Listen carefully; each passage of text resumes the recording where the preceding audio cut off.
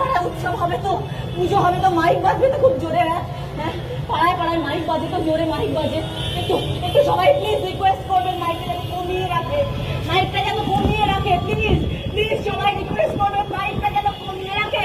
আপনারা শুনতে পাবেন না, আপনাদের মেয়েটি যখন চিৎকার করে ডাকবে মা মা গো বাবা আমাকে বাঁচাও, আপনারা কেউ শুনতে পাবেন না।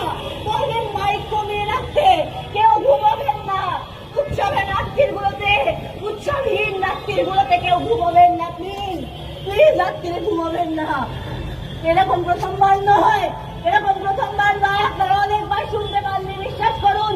এর আগে আমার ভাইকে মেরেছিল ওরা, আমার ভাইকে গোবরডাঙ্গা স্টেশনে মেরেছিল, সারা স্টেশনের আলো বন্ধ করে দিয়েছিল।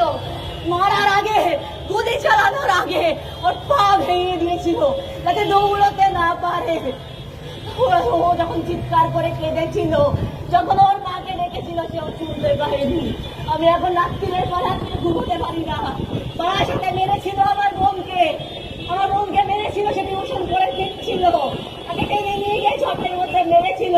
আমরা কেউ শুনতে পাই না, আমরা কেউ শুনতে পাই না, বুঝতে পারি না যে উৎসবের পিছনে, মাইকের আওয়াজের পিছনে ওই রাত্রিরে পার্টি হচ্ছিল, ওই রাত্রিরে হোস্টেলে পার্টি হচ্ছিল।